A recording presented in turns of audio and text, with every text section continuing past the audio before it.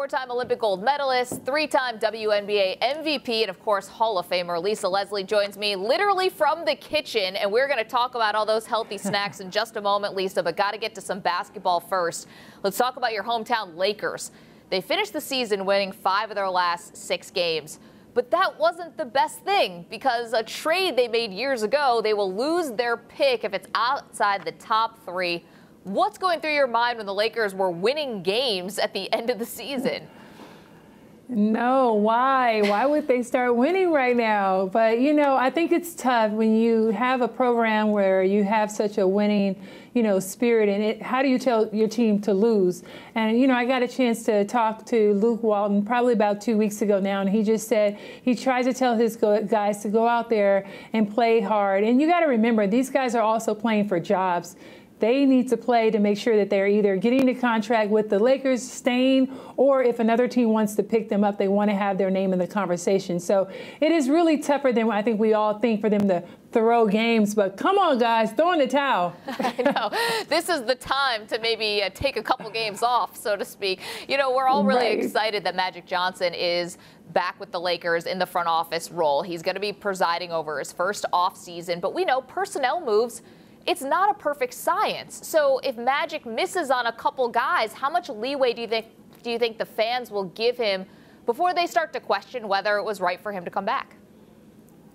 Well, I think the fans are really going to be patient. Listen, already we've been, I believe, almost 5 years without having a winning team or winning season.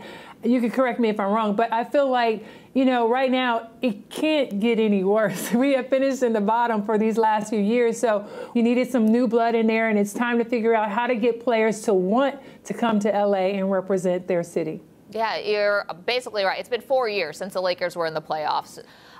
Even though you're in LA, I'm sure you're aware of the drama that's happening in New York with Phil Jackson telling the media that Carmelo Anthony is better off playing elsewhere. Now, you interviewed Phil Jackson about Melo on We Need to Talk back in December, and Phil told you that Melo stalls the offense when he was talking about the triangle. Now, I'm not sure if you know this, but it came up recently when Phil referenced your interview with him at his postseason press conference.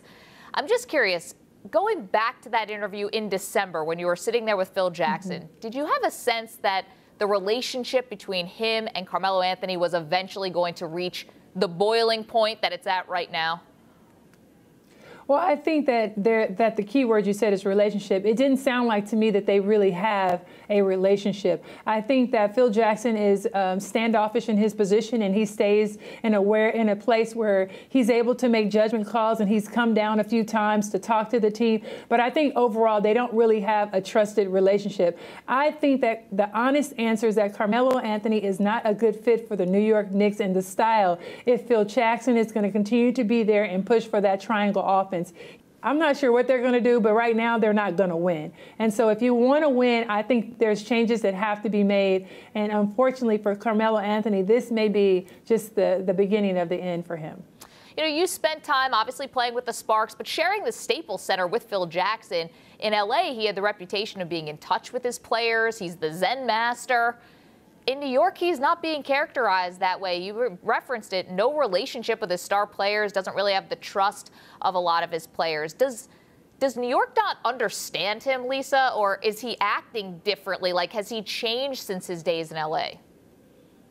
Well, you got to understand he's in a different position. When you're a president, it's so much more different position than you are when you are the coach, when you have access and you have these relationships with your players every single day in and out of the locker room. But overall, I just think when you look at a franchise, Phil Jackson knows how to win, and he knows the pieces that he needs that will fit the triangle offense. And Carmelo Anthony simply is not that piece. He is a great player in his right, and I don't know if he's afraid or not to pull the trigger, but he probably would be happier somewhere else in a position that would put him in a better position to win and be successful. All right, you're here with some advice for moms and dads too, mostly dads watching our show, about how to prep healthy meals for families, especially when you have a busy lifestyle, which I know you absolutely have. You wake up before dawn. I mean, getting things together. How do you keep this breakneck schedule and still make time for your family and make sure they're eating well? Yes, well, I'm here today on behalf of Larissa's Kitchen, and so it really just comes down to making choices and meal prepping. I can't tell you enough, Maggie, how, I make breakfast and dinner at the same time to prep these meals for my children and my husband. When you give kids the education and opportunity, remember, we are their first teachers. I educate my children about their choices, and I say, hey, if you reach for this Larissa's Kitchen, you're going to get 11 grams of protein, but we're talking about responsibly raised, grass-fed beef. There's 4 delicious flavors with no added MSG. It's gluten-free. If you want to learn more about it, they can go to LORISSA'Skitchen.com. Love getting sage wisdom and advice from Lisa Leslie, the Hall of Famer. Thank you, Lisa. Appreciate your time today. All right. Thank you, Maggie. Will do.